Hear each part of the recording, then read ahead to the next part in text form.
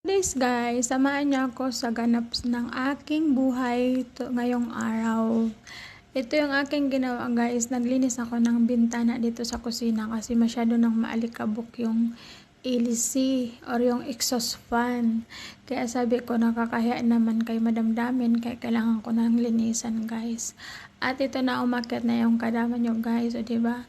Pasensya na kayo kasi medyo malabo yung pagkakabidyo ko kasi nga against the light kasi nakaharap sa liwanag sa bintana yung cellphone kaya yan para ko dyan mumu guys, charot.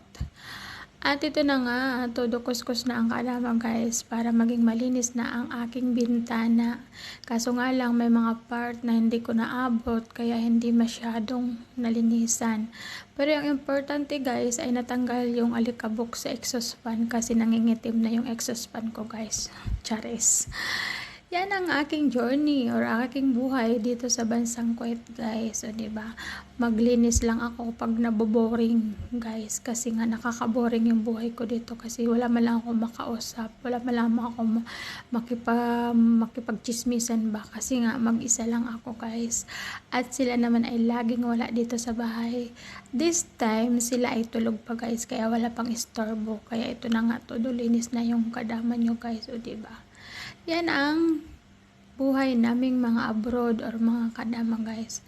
At dito sa abroad guys, maswerte ka kung mabait yung amo mo. Malas ka kung salbahe sila, o diba? Kasi nga sa pag-abroad ay swertihan lang tayo guys. Pero sa akin naman ang pananaw ko sa buhay sa pag-abroad guys, basta ibigay yung sahod, hindi ako pagutuman at hindi ako saktan, okay na yon. Kahit pagod sa trabaho, ang mahalaga ay may sahod guys. Kasi nga pumunta tayo dito para magtrabaho guys. Hindi naman tayo dito pumunta para magbulakbol. And then ang ibang amo dito guys ay talagang sinusulit nila yung binabayad nila sa katulong. Minsan nga sabihin ka pa nga ng mahal daw yung pagkuha nila sa Pinay kaysa sa ibang lahi, kinukumpara nila. Kasi actually mahal talaga yung bayad sa agency pag Pinay yung kukunin mo kaysa sa mga ibang lahi. And then tayo naman kasing Pinay, gustong gusto naman nila, namamahalan pala sila, bakit gustong gusto nila ng Pinay guys, o diba? No choice sila, hindi magbayad sila ng malaki, diba guys? Yan kasi tayo ay saan man sulok tayo pumunta, saan man tayo mapunta or mapadpad ay ang dugong Pinoy ay talagang masisipag guys, charot. Masisipag yan pag hindi kinapitan ni Juan Tamad.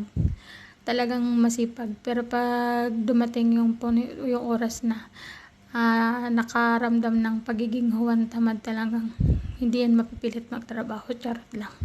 Pero dito sa abroad guys, kahit may sakit ka, kahit may lagnat ka, kahit gutom ka, kahit nahihirapan ka, kahit napapagod ka, no choice ka, kailangan mo magtrabaho kasi nga kailangan mo ng sahod. And then hindi ka nila sasahuran kung hindi ka magtatrabaho, diba? Kasi paano naman tayo sasahuran kung hindi tayo magtatrabaho, diba guys? Kaya ngayon, ito na nga, todo busy ang person or busy-busyhan lang kasi nga naboboring or nabobored kasi nga ito yung buhay ko dito, diba? Nagsasawa na din ako sa kasi cellphone, baka magkasakit pa ako, charot. Kaya minsan guys, nag-iisip na lang ako kung anong aking makukuskus, diba? Kasi napakaganda kasi ng sitwasyon na yung amo mo hindi mag-utos, diba guys? Sa'yo yung gawain, ikaw yung mag-decide kung anong gagawin mo for today or for tomorrow. Basta yung everyday routine ko dito ay maglinis sa sala, sa kwarto nila, ay ayusin guys, saka maglaba guys. Yan ang pinaka-importanting ginagawa sa everyday. Pero yung mga magkot-kot sa mga gilid-gilid ay ako na yung mag-decide kung kailan ko siya gagawin. At ako naman guys, pag nakita ko na sobrang dumi na, doon ako maglilinis, charot. Hindi, pag tinatamad naman kasi minsan, diba guys? Kaya ito, sinipag ang kadama for today. Kaya ito na siya guys, naglilinis na siya guys, o diba? And then, para pag pumunta dito si Madam Damin sa kusina, edi makita niya na malinis, edi okay yun, diba? Sabihin niya na, good job ang aking kadama, charot. Nahihirapan ako dyan guys kasi nga napakaliit ng aking tungtungan, o diba?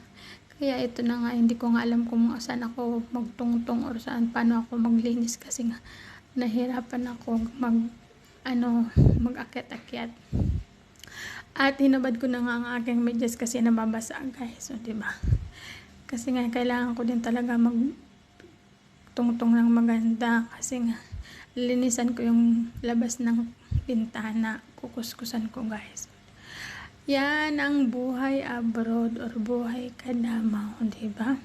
Sa bawat pagsubok at sa bawat paghihirap ay tayo ay may katumbas na kasaganaan. Kaya huwag lang tayong mawala ng pag-asa, guys. Darating din ang panahon na makakaraos tayo. Pumunta tayo dito sa ibang bansa para magtrabaho, diba? Para maiahon natin ang mga pamilya natin sa Pilipinas sa kahirapan. Or hindi man tayo yumaman, kasi wala naman abroad na nagyayaman, ay ang makaraos lang tayo. Ako sa akin, guys, ang pinaka-importante sa akin ay makapagtapos lang sila ng pag-aaral, and then pag nag-for good na ako ay may konting ipon para pag uwi ako ng Pinas, kahit paano ay maka-start ng kahit maliit na business or kahit maliit na negosyo, guys. So, diba? Kasi nga, guys, naniniwala ako na kailangan lang talaga natin pagsikapan. And then, kung may kapital lang talaga ako, guys, hindi na ako mag-abroad. Kasi nga, gustong-gusto ko yung nagninegosyo, guys. Kasi dati man akong nagtitinda-tinda. Kaso nga lang, na-bankrupt. Kaso nga lang, sa mga nangyari sa aking buhay before, ay talagang hindi ko kaya na mag-stay sa Pinas. Kasi nga, dalawa yung pinag-aaral ko na anak. Puro na sila high school. Kaya kailangan ko ng malaki-laking income or malaki-laking kita. Kaya nag-decide ako na bumalik ulit sa abroad, guys. At ito na nga, dito ako dinala ng tadhana sa bansang Kuwait, diba? Ito yung bansang kinakatakutan ko dati, pero nandito ako ngayon. And then, thank you Lord, kasi nga, sunerte naman tayo. Pero, bago muna akong punta dito, guys, sa ganitong sitwasyon, ay may mga pinagdaanan din akong pagsubok dito sa Kuwait. Kung bumigay ako dati o nag-give up ako, hindi ako nandito ngayon sa mga amo ko. Kaya sa lahat ng mga kapwa ko dyan katulong, or kapwa ko dyan kadama, or kapwa ko dyan